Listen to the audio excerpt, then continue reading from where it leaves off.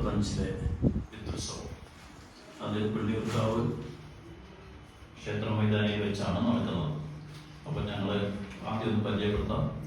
ഞാൻ പേട്രൻസ് കേരളയുടെ chairman Sunny Joseph, general convener Celine Manuel, സംഘാടക സമിതി ജനറൽ കൺവീനറുമാണ്, പ്ലസ് സംഘടനയുടെ ജനറൽ സെക്രട്ടറിയുമാണ്. പ്രൊമോട്ടർ ടോമി സാർ, അനുരാധ സംഘടനയുടെ CEO. 2005 മുതൽ പ്രവർത്തിക്കുന്ന 4 ജില്ലകളിലായി പ്രവർത്തിക്കുന്ന ഒരു സംഘടനയാണ് പേട്രൻസ് കേരള. ഓർഗാനിക് കർഷകരെ സംഘടിപ്പിച്ചുകൊണ്ട് അവരുടെ വിപണനവും അവരുടെ ഉൽപ്പന്നങ്ങൾക്ക് ന്യായവില ഉറപ്പുവരുത്തുക എന്ന ലക്ഷ്യത്തോടും കൂടി തന്നെയാണ് സംഘടനയുടെ പ്രവർത്തനം മുന്നോട്ട് പോയിക്കൊണ്ടിരിക്കുന്നത്. ഇപ്പോൾ പള്ളിയൂർക്കാവ് നടക്കുന്നത് 11ാമത് പിതൃത്സവമാണ്. ഇതുമായി ബന്ധപ്പെട്ട് കൂടുതൽ കാര്യങ്ങൾ പ്രമോട്ടറായ ടോമി സാർ ഞങ്ങളോട് സംസാരിക്കും.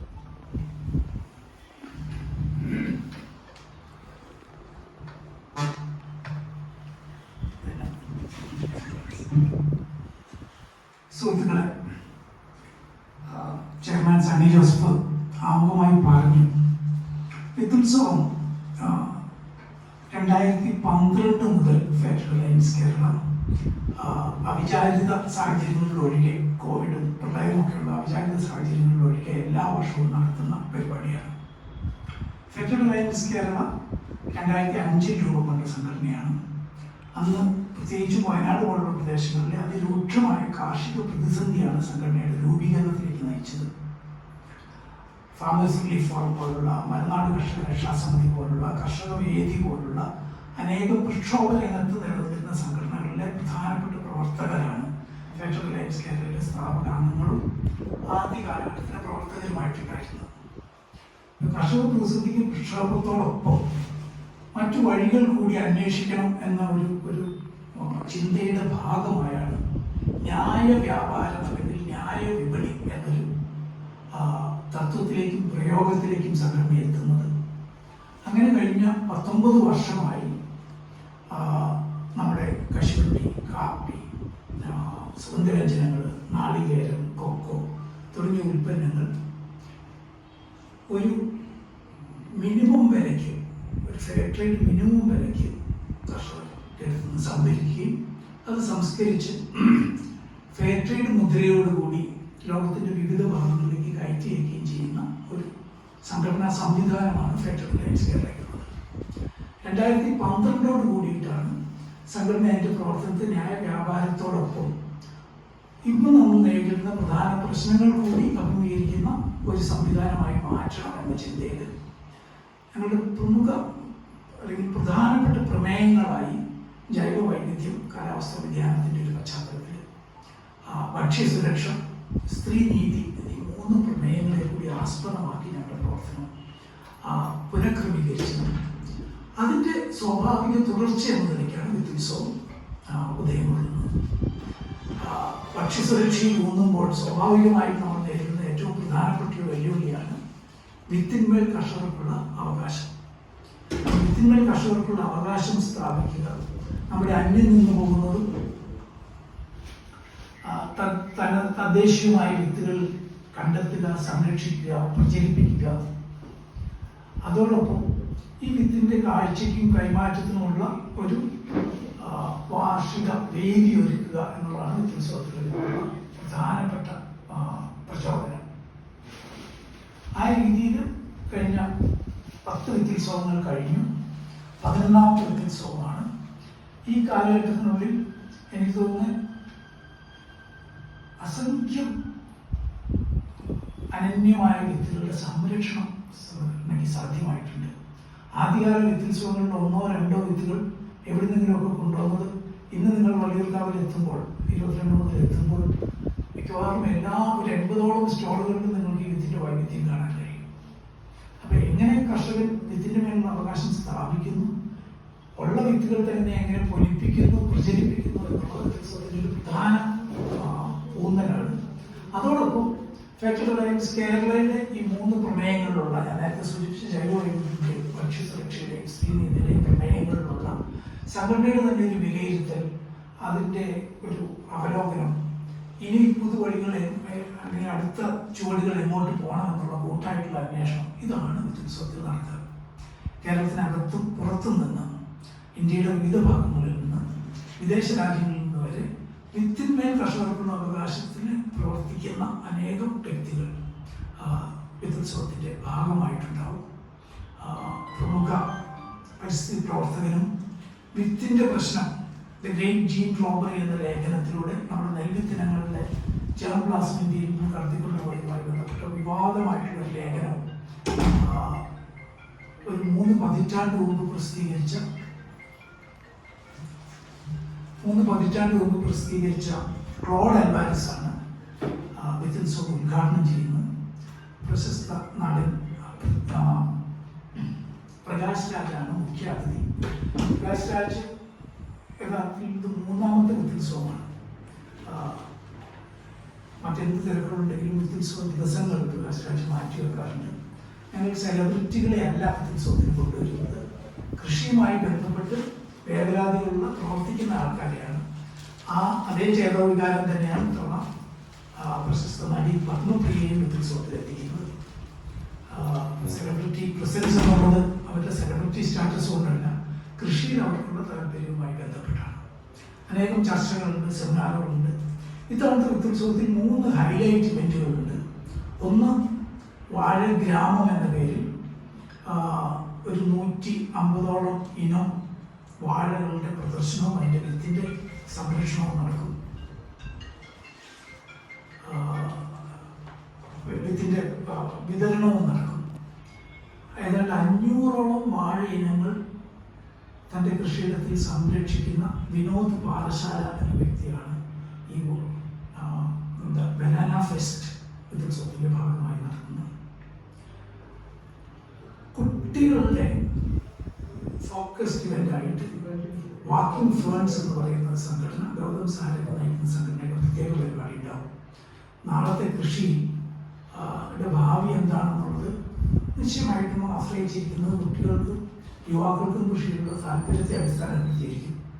അതുമായി ബന്ധപ്പെട്ട വിവിധ കുട്ടികളുടെ ഈ താല്പര്യങ്ങൾ ഉണർത്തുന്ന വിവിധ പരിപാടികൾ വാക്കിംഗ് ഫേൺസിൻ്റെ ഇടത്തിലുണ്ടാവും.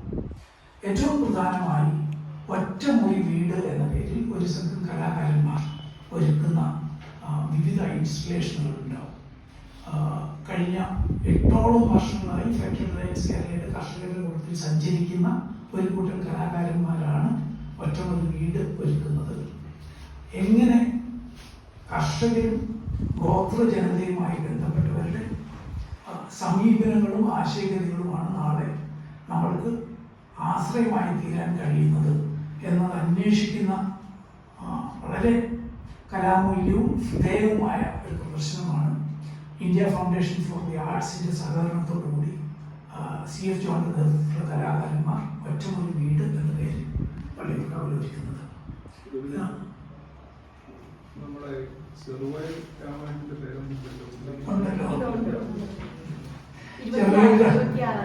വിദ്യുത്സവത്തിന്റെ ആദ്യത്തെ പ്രൊമോ വീഡിയോ ചെറുവായിൽ രാമേട്ടൻ്റെതായിരുന്നു.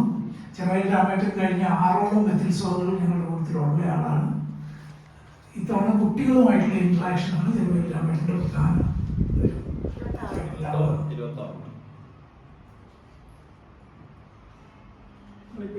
നടത്തി 11ാമത്തെ അല്ലാതെ ഒരു റിസൾട്ട് ഈ കർഷകരിൽ നിന്ന് എന്താ നമുക്കൊരു റിസൾട്ട് കിട്ടിയത്? വളരെ സിമ്പിളായിട്ട് ഞാൻ പറയാം.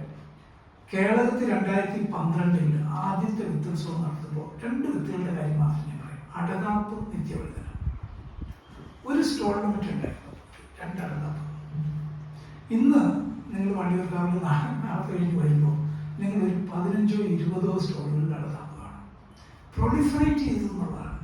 ഇത്തരത്തിലുള്ള വിവിധ വിദ്യുത്സവത്തിൽ നമ്മൾ പ്രദർശിപ്പിക്കേണ്ടത് മ്യൂസിയമോ അല്ലെങ്കിൽ പ്രദർശനമോ അല്ല, എക്സ്ചേഞ്ച് ആണ് ഏറ്റവും പ്രധാനമായിട്ട് നടക്കുന്നത്, കൈമാറ്റമാണ്. വിദ്യുത്സവത്തിൽ ആദ്യത്തെ 2ഓ 3ഓ എഡിഷൻ വിദ്യുത്സവത്തിൽ കേരളത്തും ചെറുപുഴയിലും നടവയിലും വിദ്യുത്സവത്തിൽ വന്ന തമിഴ്നാട്ടിൽ നിന്നും കർണാടകത്തിൽ നിന്നുള്ള കർഷകർ ഇത്തവണ അവരുടെ സ്റ്റോളുകളുമായി വിദ്യുത്സവത്തിൽ എത്തിയിട്ടുണ്ട്. ഇതിൻ്റെ ഏറ്റവും പ്രധാനപ്പെട്ട വളരെ പ്രകടമായി നമുക്ക് മനസ്സിലാക്കാൻ കഴിയുന്ന ഒരു മാറ്റം എന്ന് പറയുന്നത് തീർച്ചയായിട്ടും ഈ അന്യം നിന്ന് പോകുന്ന തദ്ദേശീയമായ വിത്തുകളുടെ കാര്യത്തിൽ കർഷകർ സാധ്യമായിട്ടുള്ള വിത്തിൻ്റെ പൊലിമയാണ്. അതുപോലെ തന്നെ ഇപ്പോൾ എനിക്കൊന്ന് ആദ്യ ഉത്സവത്തിലാണെന്ന് തോന്നുന്നു ഒരു 18 ഇനം കോഴികളുടെ പ്രദർശനമുണ്ട്. ഇപ്പോൾ കോഴികൾ അങ്ങനെ ഒരു പ്രദർശനത്തിലോട്ട് ഞങ്ങൾ കൊണ്ടുവരുന്ന പോലുമില്ല, കാരണം അത് അതുപോലെ വ്യാപകമായി കഴിഞ്ഞു. കന്നുകാലി ജനിസുകൾ, നാടൻ കന്നുകാലി ജനിസുകൾ എല്ലാ വിത്തുത്സവത്തിലും ഉണ്ടാവാറുണ്ട്. ഇതൊക്കെയും അന്വേഷിച്ച് പോയി കഴിഞ്ഞാൽ പല പഴയ ഏതെങ്കിലും വിത്തുത്സവത്തിൽ നിന്നും ഒരു കന്നുകുട്ടിയൊക്കെ വീട്ടിലേക്ക് കൊണ്ടുപോയിട്ടുള്ള ആൾക്കാരുടെയാണ് തിരിച്ചു വരുന്നത്. അട്ടപ്പാടി ബ്ലാക്ക് ബക്ക് എന്ന് പറഞ്ഞ ഒരാട് ആദ്യത്തെ വിത്തുത്സവത്തിൽ വന്ന ഇന്നൊരു 10-30ഓളം കുടുംബങ്ങളിൽ അവരുടെ ഒരു വരുമാന മാർഗമായി തന്നെ അട്ടപ്പാടി ബ്ലാക്ക് സംഘടന രംഗത്തുള്ളത് കൃത്യമായിട്ട് മോണിറ്റർ ചെയ്യാൻ പറ്റും. പുറത്തേക്ക് പോകുന്നത് ഇപ്പോൾ കർണാടകത്തിൽ നിന്ന് തമിഴ്നാട്ടിൽ നിന്ന് പോകുന്നത് ഓരോ വിത്തുത്സവ സമയമാകുമ്പോഴത്തേക്ക് ഇവരുടെയൊക്കെ വിളി വരികയോ അവർ അന്വേഷിച്ച് വരികയോ അവരുടെ വിത്തുത്സവത്തിന്റെ സമയം നമ്മൾ അധികം മാറ്റാത്തത് ജനുവരി 3-ാം വാരം എന്നുള്ളത് ഏറെക്കുറെ ഫിക്സ് ചെയ്തിട്ടുള്ളതിന്റെ കാരണം ദക്ഷിണേന്ത്യയിലെ പ്രധാനപ്പെട്ട കർഷക സംഘടനകളുടെയൊക്കെ അവരുടെ അഗ്രേരിയൻ കലണ്ടറിലെ പ്രധാനപ്പെട്ട ദിവസങ്ങളായിട്ട് അത് മാർക്ക് ചെയ്യുന്നത്. അതുകൊണ്ട് വെന്യൂ എപ്പോഴും മാറും, പക്ഷെ ഡേറ്റുകൾ അധികം മാറാറില്ല. വളരെ പ്രായോഗികമായ കാരണങ്ങൾ തുടങ്ങിയപ്പോഴുള്ള 4 ജില്ല എന്താ എക്സ്റ്റെൻഡ് ചെയ്യാത്ത രണ്ട് കാര്യങ്ങൾ. ഒന്ന്, വാഗ്ദാനങ്ങളുടെ ഒരു ശവപ്പറമ്പാണ് കാർഷിക രംഗം എന്ന് പറയുന്നത്. എക്സ്റ്റെൻഡ് ചെയ്യാന്ന് പറഞ്ഞാൽ വിപണനത്തിനുള്ള സൗകര്യം കൂടെ ഉണ്ടാവും. മെമ്പർഷിപ്പ് കൂട്ടണമെങ്കിൽ സ്വാഭാവികമായും അതിന് ആനുപാതികമായി നമ്മുടെ വിപണി വർദ്ധിക്കണം. അത് വളരെ ശ്രമകരമായ ജോലിയാണ്. ഒന്ന്. രണ്ട്, മെമ്പർഷിപ്പിന് കുറെ ഉത്തരവാദിത്തങ്ങളുള്ള ഒരു സംഘടനാ സംവിധാനമാണ്. ജൈവകൃഷി അനുവർത്തിക്കണം. ഇപ്പോൾ വളരെ ലളിതമായിട്ടൊരു കാര്യം പറയുകയാണെങ്കിൽ കാപ്പിക്ക് ഇത്രയും വിലയുള്ളപ്പോൾ അത്യാവശ്യം നന്നായിട്ട് രാസവളം കിട്ടുകയാണെങ്കിൽ ഉത്പാദനം വലിക്കില്ല എന്ന് പറയുന്ന ധാരാളം കർഷകരാണ് മെമ്പേഴ്സായി തോന്നുന്നത് ബുദ്ധിമുട്ടാവും. അപ്പോൾ കർഷകരുടെ അടുത്ത് ധാരാളം ഉത്തരവാദിത്തങ്ങളാണ്. അതുകൊണ്ട് ഏറ്റവും പ്രധാനം വിപണിയാണ്. എത്രയോ കർഷകർ മെമ്പർഷിപ്പ് അംഗത്വം ചോദിച്ചു വരുമ്പോൾ നമ്മുടെ വിപണി വളർച്ചയ്ക്ക് അനുസരിച്ച് മാത്രമേ മെമ്പർഷിപ്പ് നമുക്ക് വലുതാക്കാൻ പറ്റില്ല. അല്ലെങ്കിൽ ഒരു മെമ്പർ, സംഘടനയുടെ ഒരു മെമ്പർ എന്ന് പറഞ്ഞാൽ പുള്ളി സംഘടനയിൽ നിന്ന് പ്രതീക്ഷിക്കുന്ന കുറേ കാര്യങ്ങൾ. അപ്പം അതുകൊണ്ടത് സാവകാശത്തിലേ പറ്റൂ എന്നുള്ളത്. മറ്റ് ജില്ലകളിലേക്ക് പോകുന്നതിന് വേറൊരു കാരണം കൂടെയുണ്ട്. ഇതൊരു ഒതുക്കുള്ള ഒരു കൂട്ടായ്മ. 4000-4500 കർഷകർ. അപ്പം അത് വളരെ അൺമീഡിയം സംഘടനയുടെ ആഭ്യന്തര ജനാധിപത്യം എന്ന് പറയുന്നത് ഈ അംഗത്വവുമായിട്ട് നേരിട്ട് ബന്ധപ്പെട്ടിരിക്കുന്നത്.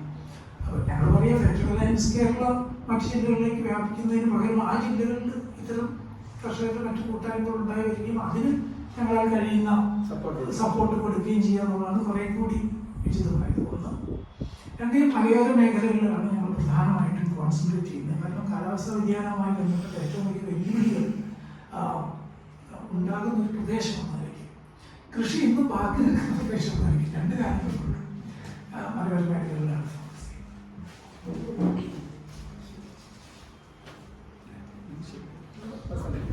എല്ലാവരുടെയും സഹകരണം വേണം. ഉത്സവം ആൾക്കാരിലേക്ക് എത്തുന്നതിൽ, കർഷകർ വരുന്നതിൽ, മറ്റാൾക്കാർക്ക് ഇതിന് സന്ദേശം എത്തിക്കുന്നതിലൊക്കെ ഒരു സഹകരണം ഉണ്ടാവണം. ടോമി മാത്യു അങ്ങോട്ട് പറയാം. ഏറ്റവും ഇങ്ങേയറ്റത്ത് അനുരാധ, ഫെഡറൽ അലയൻസ് കേരളയുടെ ചീഫ് എക്സിക്യൂട്ടീവ് ഓഫീസറാണ് അനുരാധ. സണ്ണി ജോസഫ് സംഘടനയുടെ ചെയർമാൻ. എൻ്റെ പേര് ടോമി മാത്യു. സെനിറ്റ് മാനേജർ ഉത്സവത്തിന്റെ ജനറൽ കൺവീനറും സംഘടനയുടെ സെക്രട്ടറി. Thank you.